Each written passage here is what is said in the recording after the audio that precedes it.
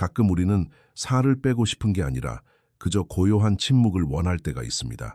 지금부터 제가 할 이야기는 어쩌면 흔히들 비판하는 내용일지도 모릅니다. 하지만 꼭 해야 할 이야기입니다. 과식은 부엌에서 시작되는 일이 거의 없습니다. 그보다 훨씬 먼저 우리의 머리와 몸에서 시작되죠. 당신이 지쳐버린 그 순간, 마음속이 텅 비어버린 바로 그 초단위의 순간의 말입니다. 어떻게든 하루를 버텨내고 달콤하고 기름지고 뜨겁고 바삭한 무언가로 오늘 하루의 마침표를 강렬하게 찍고 싶은 그 순간에 과식은 시작됩니다. 저는 제 주변 사람들에게서 그리고 저 자신에게서도 이런 모습을 보았습니다. 밖에서는 똑똑하고 침착하며 일터에서는 흠잡을 데 없이 철저한 사람일지 모릅니다. 하지만 밤이 되면 냉장고 앞으로 다가갑니다. 냉장고를 단순한 가전제품이 아니라 위로자로, 긴장된 신경을 풀어줄 온천으로 이제 좀 편안해졌으면 하고 누르는 작은 스위치로 대하면서요. 여기서 아주 중요한 점이 있습니다. 음식과 전쟁을 시작한다면 당신은 두 번 지게 됩니다. 음식은 적이 아니기 때문입니다. 음식은 뇌가 우리에게 상태를 알리는 아주 오래된 방식입니다. 나는 지금 불안해, 너무 외로워, 더 이상 버티기 힘들어, 빨리 나에게 따뜻함을 줘. 일본인들은 이렇게 말할 것입니다. 당신은 배부름을 찾는 게 아니라 본래의 자신으로 돌아가기를 찾고 있는 것이다. 일본 문화에는 말하는 개념이 있습니다. 사물 사이의 공간, 여백, 즉 종이 한 번 울리고 다음 울릴 때까지의 그 고요한 틈을 말하죠. 사람이 폭식을 할 때 그의 내면에서는 거의 항상 이 여백이 무너져 있습니다. 멈춤의 시간이 사라진 것이죠. 삶은 쉴 틈 없는 연속된 흐름으로 변해버립니다. 업무, 스트레스, 스마트폰 화면, 피로, 폭식, 죄책감, 그리고 수면.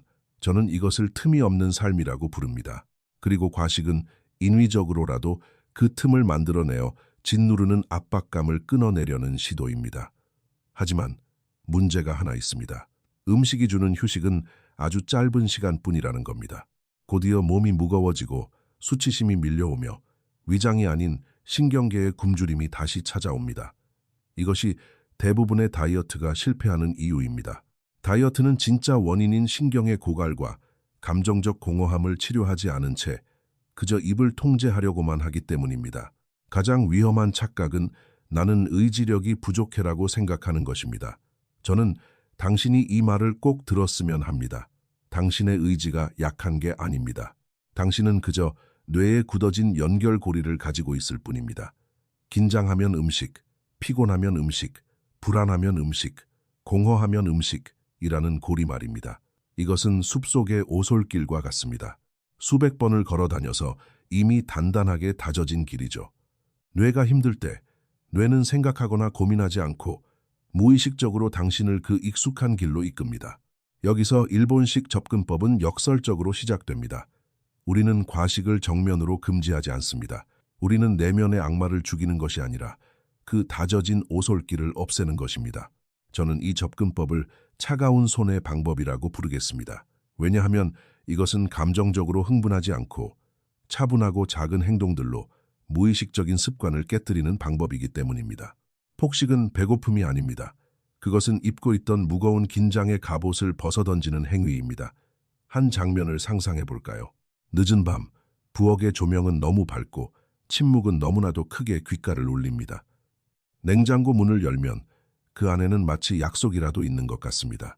이제 곧 편안해질 거야 라는 약속 말이죠. 저는 아주 여러 번 한 가지 사실을 발견했습니다. 배가 고프지 않은데도 음식으로 손을 뻗을 때 사람의 호흡이 달라진다는 것입니다. 억지로 생각을 지우려는 사람처럼 호흡이 얕아집니다. 과식은 거의 항상 긴장이라는 갑옷을 벗어던지려는 시도입니다. 일본의 수련법에는 단순한 진리가 있습니다. 몸은 무언가를 원하지 않는 법을 모릅니다. 몸은 오직 긴장하고 이완하는 법만 알 뿐입니다. 만약 당신이 안전하게 이완하는 방법을 모른다면 당신은 대체물을 찾게 됩니다. 바로 음식입니다. 그러므로 스스로에게 던져야 할 첫 번째 질문은 어떻게 하면 먹는 것을 멈출까가 아니라 어떻게 하면 음식 없이 몸이 긴장을 풀도록 가르칠 수 있을까입니다. 이것이 핵심이자 모든 것의 시작입니다. 원칙 하나, 안개 속에서는 칼을 쥐지 마라. 오래된 검술 도장에서는 초보자들에게 이렇게 가르쳤습니다. 마음에 안개가 끼었을 때는 칼을 쥐지 마라. 안개 속에서 당신이 싸우는 대상은 적이 아니라 당신 자신의 패닉이기 때문이다. 폭식도 이와 정확히 똑같이 작동합니다. 마음속에 안개가 가득할 때 음식을 찾게 됩니다. 피로, 상처, 불안, 지루함, 외로움이라는 안개 말이죠. 이때 일본식 방법은 정신 차려라고 말하지 않습니다. 대신 안개가 거칠 때까지 기다려라라고 말합니다. 어떻게 해야 할까요? 아주 구체적인 방법이 있습니다. 30초 동안 3번 숨 내쉬기 의식. 배가 고픈 것도 아닌데 음식이 당길 때는 부엌이나 찬장 앞에서 걸음을 멈추세요. 그리고 아주 천천히 3번 숨을 내쉬어 보세요. 들이마시는 게 아니라 내쉬는 호흡이 바로 불안을 꺼주는 스위치입니다. 그리고 마음속으로 이렇게 말하세요. 내가 음식을 원하고 있다는 걸 알아. 하지만 꼭 먹어야 하는 건 아니야. 내게는 선택권이 있어. 너무 간단하게 들린다는 거 저도 압니다. 하지만 저는 이것이 무의식적인 습관을 부수는 것을 여러 번 보았습니다. 무의식은 속도를 먹고 자라기 때문입니다. 폭식은 거의 항상 순식간에 일어납니다. 손은 이미 문을 열었고 꺼냈고 입은 벌써 씹고 있죠. 하지만 이 30초가 여백, 즉 선택을 할 수 있는 틈을 만들어줍니다. 음식보다 찻잔을 먼저 놓는 방법. 일본에서는 편해서가 아니라 그렇게 정해진 의식이기 때문에 하는 행동들이 많습니다. 의식은 내면의 상태를 지탱해주는 외적인 형태입니다. 저는 밤이 되어도 흔들리지 않는 사람들에게서 우연히 배운 한 가지 방법을 사용합니다.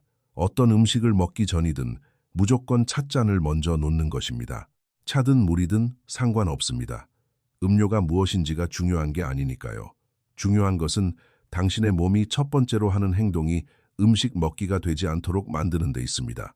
폭식은 음식을 첫 번째 버튼으로 누르는 행위이기 때문입니다. 우리는 대체제를 통해 멈춤을 만들어냅니다. 여백의 찻잔 연습, 단 1분입니다. 음식이 당길 때 물이나 차를 따르세요. 두 손으로 찻잔을 탭니다. 마치 다도의 일부인 것처럼 아주 천천히 새 모금을 마십니다. 오직 그러고 난 후에만 스스로에게 물어보세요. 나는 배가 고픈 걸까? 아니면 지친 걸까? 성인 군자가 되라는 것이 아닙니다. 내 상태를 정확히 파악하라는 뜻입니다. 가장 솔직한 구분법은 배의 굶주림과 마음의 굶주림을 나누는 것입니다. 제가 자기 통제에 있어 보아온 가장 강력한 무기는 무언가를 억지로 금지하는 것이 아니라 상황을 명확하게 보는 명료함이었습니다. 두 가지 굶주림이 있습니다. 배의 굶주림은 서서히 나타나고 위장에서 느껴집니다. 평범한 식사로도 해소되며 당장 단 것이 아니어도 괜찮습니다. 반면 마음의 굶주림은 갑자기 나타나고 특정한 것을 강렬하게 요구합니다. 단 것, 패스트푸드, 바삭바삭한 것들 말이죠. 그리고 불안, 공허함, 짜증, 피로를 동반합니다. 마음이 굶주리는 것은 부끄러운 일이 아닙니다. 하지만 그 마음의 굶주림을 음식으로 채우려 한다면 영원히 채워지지 않을 것입니다. 그래서 일본식 방법은 먹는 대신 마음의 굶주림을 다른 것으로 채워주라고 제안합니다. 여기서 이 이야기의 가장 중요한 원칙이 등장합니다. 원칙 2. 먼저 사람을 따뜻하게 데우고 그 다음에 몸을 먹여라. 늦은 밤의 폭식은 보통 칼로리가 부족해서가 아닙니다. 하루 종일 기계의 부품처럼 기능하며 살아온 당신이 밤이 되어서야 비로소 살아 숨쉬고 따뜻하고 안전하다고 느끼고 싶어 하기 때문입니다. 만약 당신이 다른 방식으로 스스로에게 안전함을 느낄 수 있게 해준다면 음식은 더 이상 유일한 치료제가 되지 않을 것입니다. 폭식을 없앤다는 것은 곧 그 무대를 없앤다는 뜻입니다.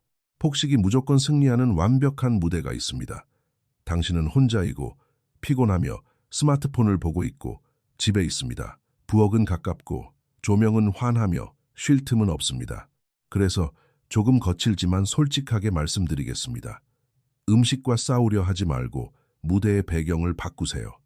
일본인들은 방을 바꾸면 마음도 바뀐다라고 말하곤 합니다. 실제로 효과가 있는 최소한의 변화들은 이렇습니다. 부엌에 스마트폰을 두지 마세요. 저녁 조명은 수술실처럼 환하게 켜지 말고 은은하게 낮추세요.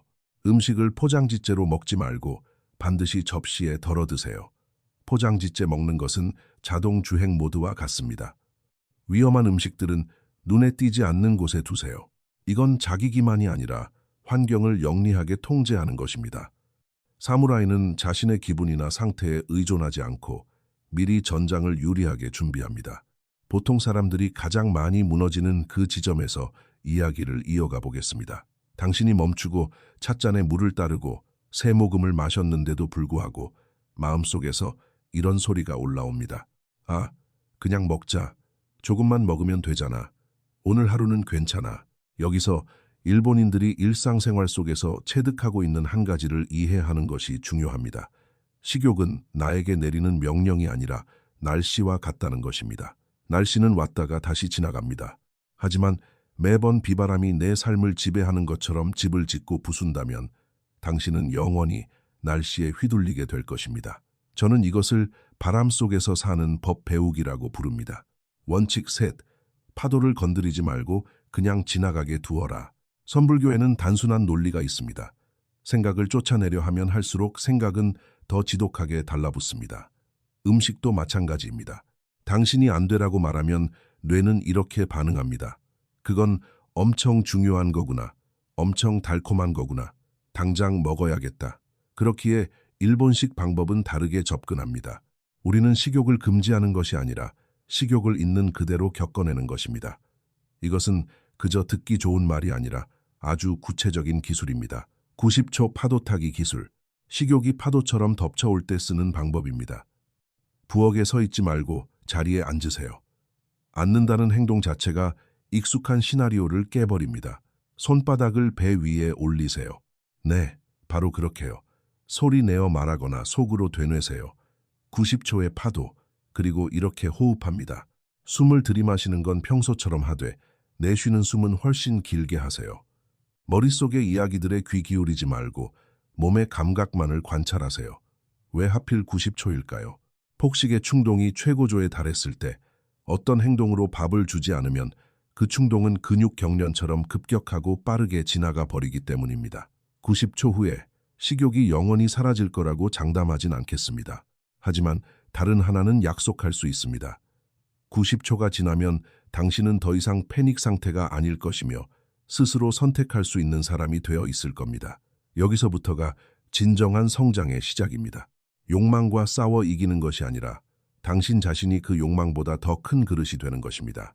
5입의 법칙. 이것은 무의식적인 식사를 죽이는 일본식 방법입니다. 지금 말씀드릴 방법은 직접 해보기 전까지는 너무 단순하게 들릴 수 있습니다. 과식의 원인 중 하나는 바로 속도입니다. 당신은 밥을 먹는 게 아닙니다. 입이 감정을 씹어서 소화시키기라도 해야 하는 것처럼 그저 씹는 행위로 긴장을 풀고 있는 것입니다. 일본의 식문화는 전혀 다른 방식에 기초하고 있습니다. 적은 양, 리듬, 멈춤, 그리고 맛의 음미. 그들이 특별히 금욕적이어서가 아니라 이렇게 먹는 것이 신경계를 안정시키기 때문입니다. 규칙은 이렇습니다. 어떤 위험한 음식이든 딱 5입만 허락하는 것입니다. 만약 당신이 결국 먹기로 결심했다면 괜찮습니다. 그럴 수 있죠. 다만 포장지에 든 것을 조금씩 꺼내 먹지 말고 아주 적은 양을 접시에 덜어내세요. 그리고 스스로에게 말하세요. 천천히 딱 5입만 먹는다. 한 입 끝까지 씹어 삼킨다. 한 입을 먹고 다음 입을 먹기 전에 손에서 식기를 내려놓는다. 5입을 다 먹은 후에는 30초 동안 멈추세요. 왜 이렇게까지 해야 할까요? 폭식을 할 때 당신은 자신을 잃어버리지만 이 5입의 규칙은 당신을 지금 이 순간으로 되돌려 놓기 때문입니다. 이것은 자동주행 모드의 완벽한 파괴자입니다. 당신은 다시 느끼게 될 것입니다. 내가 먹고 있고, 내가 결정하고, 내가 지금 여기에 존재한다. 그리고 신기하게도 이 5입을 먹고 나면 종종 깨닫게 됩니다. 나에게 필요했던 건 음식을 계속 입에 밀어 넣는 것이 아니라 팽팽했던 긴장에서 벗어나 분위기를 전환하는 그 자체였다는 것을요. 빈 손바닥 방법. 미친 듯이 먹고 싶을 때 두 손은 어떻게 해야 할까요? 재미있는 건 많은 사람들이 폭식의 원인이 입에 있다고 생각한다는 겁니다. 하지만 제가 관찰한 바는 달랐습니다. 폭식은 바로 손에 살고 있습니다. 손이 스스로 찬장을 열고, 손이 스스로 음식을 꺼내고, 손이 스스로 음식을 입으로 가져갑니다. 그렇다면 손이 하는 일을 바꾸면 폭식의 시나리오도 바꿀 수 있습니다. 일본의 전통 공예에서 소는 마음의 퇴비입니다. 서예, 다도, 목공, 석공, 그곳에서 소는 방황하는 정신을 다시 몸 안으로 데려오는 역할을 합니다. 2분 동안의 빈 손바닥 연습을 해보세요. 배가 고프지 않은데도 먹고 싶어질 때 자리에서 일어나 두 손바닥을 펼치세요. 5초 동안 손바닥을 가만히 바라봅니다. 주먹을 꽉 쥐었다가 아주 천천히 펴세요. 이것을 10번 반복합니다. 그러고 나서 손으로 할 수 있는 아주 단순한 행동을 하세요. 컵을 씻거나 식탁을 닦거나 물건 하나를 제자리에 놓거나 사과 하나를 씻어보세요. 당장 먹지 않더라도 말입니다. 왜 이렇게 할까요? 손이 음식을 낚아채는 포획 모드에서 빠져나와야 하기 때문입니다. 터무니없이 들리겠지만 습관적인 중독 행동은 바로 이렇게 무너집니다. 당신은 무언가를 억지로 금지하는 것이 아니라 방향을 다른 곳으로 틀어주는 것입니다. 폭식을 부르는 방아쇠, 세계의 문, 피로, 공허함, 짜증. 저는 거창한 철학 없이 아주 단순한 공식으로 분류하는 일본식 방식을 좋아합니다. 불행이 당신의 안으로 들어오는 아주 명확한 세 개의 문이 있습니다. 야간 폭식에는 보통 이 세 가지 입구가 있습니다. 첫째, 피로. 몸은 빠르게 에너지를 낼 칼로리를 원하고 뇌는 당장 스위치를 끄고 쉬고 싶어 합니다. 둘째, 공허함. 오늘 하루가 생기 없이 텅 빈 것 같아 나를 위한 작은 보상이 필요합니다. 셋째, 짜증과 상처. 아무것도 느끼고 싶지 않아서 감정을 음식으로 덮어버리고 싶어집니다. 여기서 중요한 것은 이것입니다. 폭식이 어떤 문으로 들어왔는지 파악하지 못하면 당신은 자신이 그저 음식을 먹고 싶어 한다고 착각합니다. 하지만 사실 당신이 정말 원하는 것은 지금의 감정 상태에서 벗어나는 해결책입니다. 그렇기 때문에 일본식 방법의 다음 단계는 다이어트가 아니라 아주 빠른 자가 진단입니다. 15초 만에 끝내는 세 가지 질문 진단법입니다. 늦은 밤, 음식을 먹기 전 스스로에게 물어보세요. 정말 배가 고픈가? 배에서 소리가 나고 기운이 없는가? 아니면 나는 그저 피곤한 건가? 눕고 싶고 눈꺼풀이 무거운가? 그것도 아니라면 마음이 텅 비고 짜증이 나는가? 속이 시끄럽고 즐거움이 없어서 무언가 자극적인 게 필요한가? 만약 피로 때문이라면 당신에게 필요한 건 야식이 아니라 휴식 모드로의 전환입니다. 만약 공허함 때문이라면 당신에게 필요한 건 달콤한 케이크가 아니라 자기 자신과의 따뜻한 교감입니다. 만약 짜증 때문이라면 당신에게 필요한 건 초콜릿이 아니라 억눌린 긴장을 풀어내는 것입니다. 음식은 그저 이 모든 걸 한 방에 해결하는 만능 버튼일 뿐입니다. 우리는 이제 다른 버튼들을 찾아야 합니다. 일본식 전환법. 어떻게 하면 야식을 진정으로 마음을 달래주는 다른 의식으로 대체할 수 있을까요? 가장 위험한 순간은 할 일이 끝난 시점과 잠자리에 드는 시점 사이의 그 빈 공간입니다. 폭식은 종종 하루를 마무리하는 하나의 전환 의식으로 쓰입니다. 영화 속 한 장면처럼 말이죠. 주인공이 집에 돌아와 신발을 벗고 뭔가를 우적우적 씹어먹으며 한숨을 크게 내쉽니다. 아, 하루가 끝났구나. 여기서 음식만 쏙 빼버리고 빈자리로 남겨두면 뇌는 내 마무리 의식을 돌려달라며 비명을 지를 것입니다. 그러니 우리는 새로운 전환 의식을 만들어야 합니다. 10분간의 오후다 의식. 오후다란 일본의 부적을 뜻하지만 저는 여기서 이 단어를 하루를 끝맺는 일종의 징표라는 은유로 빌려오겠습니다. 집에 오면 무조건 편안한 실내복으로 갈아입으세요. 따뜻한 물로 샤워를 하거나 세수를 하세요. 차나 물을 준비합니다. 자리에 앉아 딱 3줄만 글을 쓰세요. 오늘 무엇이 힘들었는지 한 줄, 오늘 무엇이 그럭저럭 괜찮았는지 한 줄, 그리고 내일 아주 작게라도 실천할 일 한 줄. 그걸로 끝입니다. 심오한 일기를 쓰라는 게 아닙니다.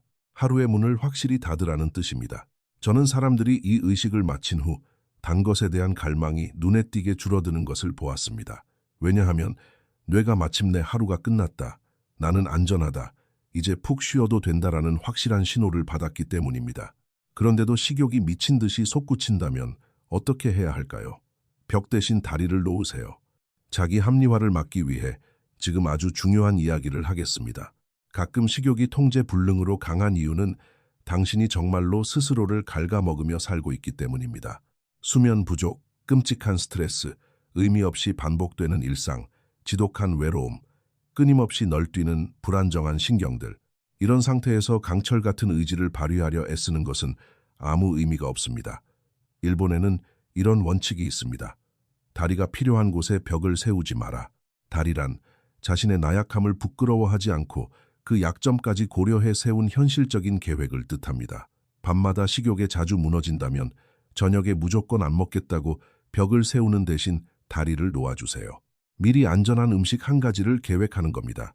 예를 들어 제대로 된 식사 한 접시나 요거트, 두부, 따뜻한 수프 등 내 몸에 맞는 음식 말입니다. 그리고 스스로에게 작은 즐거움 하나를 허락하되 명확한 한계를 정해두세요. 과자 한 봉지를 다 먹는 게 아니라 접시에 딱 2조각만 올려두는 겁니다. 이것은 식욕에 항복하는 것이 아니라 전략을 짜는 것입니다. 폭식은 보통 굶주림에 금지령이 더해질 때 폭발하기 때문입니다. 억지로 참다가 어느 순간 이성이 끊어지고 에라 모르겠다 하며 끝없는 폭식의 두로 추락해버리죠. 이 다리는 바로 그 폭발을 막아줍니다. 저는 한 가지 사실을 깨달았습니다. 제 자신과 싸워 이기려고 할 때면 마음이 딱딱해지고 결국 부러져 버렸습니다. 하지만 저 자신과 타협하고 대화하려 할 때면 마음이 편안해지고 통제력을 유지할 수 있었습니다.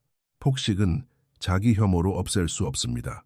폭식은 삶의 리듬, 잠시 멈춤, 환경 통제, 그리고 대체하는 행동들을 통해 비로소 사라집니다. 가장 불편한 진실을 이야기해 보겠습니다. 폭식은 당신이 나약해서가 아닙니다. 그것은 당신이 끊임없이 반복해서 연기하고 있는 하나의 시나리오일 뿐입니다. 솔직히 말해볼까요? 그 연극의 무대는 거의 항상 똑같습니다. 깊은 밤, 스마트폰 화면의 푸른빛, 피로가 가득한 두 눈, 축 처진 어깨, 그리고 머릿속에 울려 퍼지는 한 문장. 오늘 하루 고생했으니 이 정도는 먹어도 돼. 저는 이런 모습을 수도 없이 보았고 제 자신에게서도 발견했습니다. 이 순간 당신은 배가 고픈 게 아닙니다. 완전히 방전된 것입니다. 무대 배경은 그대로 둔 채 당신 자신만 바꾸려 한다면 매일 밤 똑같은 결말을 맞이할 수밖에 없습니다. 일본 건축에는 공간이 행동을 형성한다는 원칙이 있습니다. 아름다움을 위해서가 아니라 특정한 마음 상태를 만들기 위해 집을 짓습니다. 당신이 폭식을 끊어내고 싶다면 폭식이 기생하고 있는 그 공간부터 다시 설계해야 합니다. 텅 빈 부엌의 마법. 일본의 전통 가옥에서 부엌은 유희의 장소가 아니라 지극히 기능적인 공간입니다. 불필요한 물건도, 어질러진 혼란도, 시각적인 소음도 없습니다. 반면 현대인의 부엌은 유혹이 가득한 화려한 진열장 같습니다. 눈에 띄는 곳에 놓인 간식거리들, 알록달록한 포장지들, 자극적인 냄새, 그리고 밝은 조명. 우리의 뇌는 이성적인 생각보다 시각적인 자극에 훨씬 더 빠르게 반응합니다. 눈앞에 음식이 보이면 그것을 집어먹을 확률은 기하급수적으로 치솟습니다. 그래서 일본식 방법은 의지력을 쥐어짜는 대신 식욕을 자극하는 방아쇠를 눈앞에서 치워버리는 것을 제안합니다. 아무것도 없는 빈 공간 만들기 연습. 오늘 당장 딱 하나만 실천해보세요. 눈에 띄는 곳에 있는 모든 먹을거리를 치우세요. 식탁 위에는 물, 차, 과일만 두거나 아예 아무것도 올려두지 마세요. 달콤한 간식은 속이 보이지 않는 불투명한 상자에 담아 구석에 숨겨두세요. 유치하게 들리겠지만 이 행동은 보고, 원하고, 먹는다는 악순환의 고리를 끊어줍니다. 식탁이 텅 비어 있으면 손이 무의식적으로 움직이지 않습니다. 무언가를 먹기 위해선 일부러 결정을 내려야 하고 무언가를 스스로 결정하는 순간 이미 그 안에는 통제력이 깃들어 있습니다. 빛과 어둠, 부엌이 밝으면 왜 더 먹고 싶어질까요? 이는 사람들이 잘 모르는 아주 중요한 디테일입니다. 환한 빛은 신경계를 흥분시키고 흥분한 신경계는 어떤 식으로든 에너지를 분출할 곳을 찾습니다. 밤에 부엌 조명이 수술실처럼 눈부시게 켜져 있으면 뇌는 활동 모드로 전환됩니다. 하지만 딱히 할 일이 없는 상태에서의 활동 모드는 음식이라는 보상을 요구하게 되죠. 일본인들은 저녁이 되면 조명을 낮추고 따뜻하고 부드러운 불빛을 틉니다. 이것은 몸에게 보내는 신호입니다. 오늘 하루는 무사히 끝났어. 일주일만 저녁 8시 이후로는 은은한 조명만 켜두고 환한 불빛 아래서는 무언가를 먹지 않도록 해보세요. 부엌에 차갑고 하얀 조명을 꺼두세요. 충동적인 식욕이 얼마나 놀라울 정도로 잦아드는지 알게 될 것입니다. 폭식은 밝은 빛을 사랑하고 마음의 평온은 어스름한 반그림자를 사랑합니다. 닫힌 문 방법. 이것은 사무라이의 가장 단순한 원칙입니다. 싸우기 싫다면 전장에 나가지 마라. 당신이 밤마다 폭식을 한다는 사실을 알고 있다면 물리적으로 부엌 문을 닫아버리세요. 네, 바보같이 들리겠지만 인간의 심리는 눈앞에 있는 물리적인 장벽을 아주 잘 존중합니다. 부엌 입구에 의자를 하나 갖다 놓고 스스로와 약속하세요. 밤 10시 이후 부엌은 폐쇄된다. 그리고 눈에 잘 띄는 곳에 이렇게 메모를 남겨두세요. 이건 배가 고픈 게 아니라 단지 피곤한 것일 뿐이야. 저는 이것을 실제로 여러 번 증명해 보았습니다. 충동과 행동 사이에 아주 작은 틈, 아주 미세한 장벽 하나만 있어도 식욕에 무너질 확률은 기하급수적으로 떨어집니다. 사무라이는 자신의 내면에서 영웅심이 솟아나길 기대하지 않습니다. 대신 외부적인 한계와 규칙을 영리하게 세워둡니다. 만약 또다시 폭식을 해버렸다면 어떻게 해야 할까요?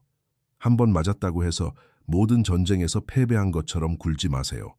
가장 위험한 건 폭식 그 자체가 아닙니다. 가장 위험한 건 폭식을 한 직후에 드는 생각입니다. 망했어. 어차피 이렇게 된 거 오늘까지만 막 먹자. 이것을 무너진 벽 효과라고 부릅니다. 벽에 작은 금이 하나 갔을 뿐인데 집 전체가 무너질 거라고 지레 포기해버리는 것이죠. 단도직입적으로 말씀드리겠습니다. 한 번 폭식한 건 정말 아무것도 아닙니다. 삶을 파괴하는 건 한 번의 폭식이 아닙니다. 에라, 다 망했어 라고 포기해버리는 자포자기의 태도가 진짜 파괴적인 것입니다. 실수를 저질렀을 때의 일본식 대처 공식입니다. 멈춘다, 물을 마신다, 5분 동안 걷거나 심호흡을 한다. 그리고 다시 원래의 일상 리듬으로 아무렇지 않게 돌아간다. 스스로에게 벌을 주겠다며 다음날 굶는 짓은 절대 하지 마세요. 내일은 아예 안 먹을 거라는 다짐도 버리세요. 수치심도 느끼지 마세요. 수치심은 스트레스를 증폭시키고 스트레스는 다시 폭식의 충동을 부릅니다. 사무라이는 화살이 빗나갔다고 해서 자기 자신을 채찍질하지 않습니다. 그저 차분하게 자세를 고쳐 잡을 뿐입니다. 가장 솔직하고 근본적인 이야기를 해볼까요? 폭식의 원인은 대개 지독한 외로움입니다. 사람들이 잘 이야기하지 않는 진실을 말씀드리겠습니다. 많은 사람들이 음식이 좋아서가 아니라 사람과의 따뜻한 연결고리가 없어서 폭식을 합니다. 살아 숨쉬는 누군가의 온기를 음식이 대신 채워주고 있는 것입니다. 텅 빈 집에 돌아오면 적막함만 감돌고 다정한 대화도 눈빛도 온기도 없습니다. 그럴 때 냉장고는 가장 손쉽게 만날 수 있는 친구가 되어줍니다. 저는 엄청난 의지력 때문이 아니라 그저 저녁에 친구에게 전화를 걸기 시작하고 20분씩 동네를 산책하고 일기장에 3줄의 글을 적고 밖으로 나가 사람들과 대화를 나누기 시작하면서 폭식을 멈춘 사람들을 수없이 보았습니다.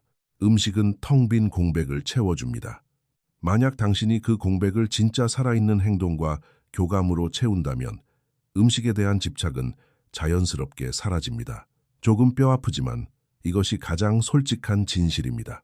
작고 점진적인 리듬, 14일간의 카이젠, 즉 개선, 이제 실전 시스템입니다. 갑작스러운 단식이나 혹독한 다이어트가 아니라 내 삶의 리듬을 다시 세우는 과정입니다.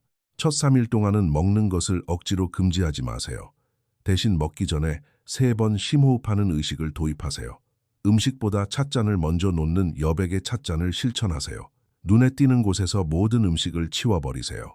4일차에서 7일차, 위험한 음식을 먹을 땐 5입만 먹는 규칙을 추가하세요. 저녁에는 부드러운 조명만 켜고 정해진 시간이 지나면 부엌 문을 닫으세요. 8일차에서 10일차, 하루를 마무리하는 샤워와 3줄 일기 쓰기 전환 의식을 시작하세요. 야식이 당길 때는 3가지 질문으로 스스로를 진단하고 90초 동안 호흡하며 파도를 넘겨보세요. 11일차에서 14일차, 밤 9시 이후 야식 없이 보내는 저녁을 딱 한 번만 경험해 보세요. 스마트폰 없이 온전히 밥만 먹는 식사를 딱 한 번 해보세요. 음식 대신 사람과 대화를 나누는 시간을 딱 한 번 가져보세요. 이것은 거창한 혁명이 아니라 당신의 뇌를 새롭게 프로그래밍하는 과정입니다. 14일이 지나면 당신의 뇌는 더 이상 예전처럼 극단적으로 반응하지 않게 됩니다. 뇌 속에 단단하게 다져져 있던 폭식의 오솔길에 조금씩 잡초가 자라며 지워지기 시작합니다. 억지로 버티는 것과 진정으로 뛰어넘는 것 사이에는 결정적인 차이가 있습니다. 당신은 억지로 버티는 모드로 살아갈 수도 있습니다. 그것은 끊임없는 긴장과 처절한 투쟁이며 스스로의 본성을 억누르며 다이어트를 하고 있다는 느낌만 줄 뿐입니다. 반면 당신은 뛰어넘은 모드로 옮겨갈 수도 있습니다. 이 모드에서는 음식이 더 이상 유일한 위로가 아니게 됩니다. 밤 시간은 더 이상 무너지기 쉬운 위험지대가 아니며 일상 속에서 잠시 멈춰서는 여백이 너무나도 자연스러워집니다. 당신은 더 이상 음식과 전쟁을 벌이지 않습니다. 뛰어넘었다는 것은 삶의 맥락, 리듬, 환경, 그리고 당신의 반응 자체를 근본적으로 바꾸었다는 뜻입니다. 솔직하게 말씀드리겠습니다. 폭식은 자기 혐오로는 결코 없앨 수 없습니다. 폭식은 당신이 삶의 여백을 만들고 무대의 배경을 바꾸고 눈부신 조명을 낮출 때 비로소 죽기 시작합니다. 당신의 몸을 다독이고 충동의 파도가 자연스럽게 흘러가도록 내버려두고 한 번 실수했다고 해서 세상이 끝난 것처럼 비극을 쓰지 않을 때 사라집니다.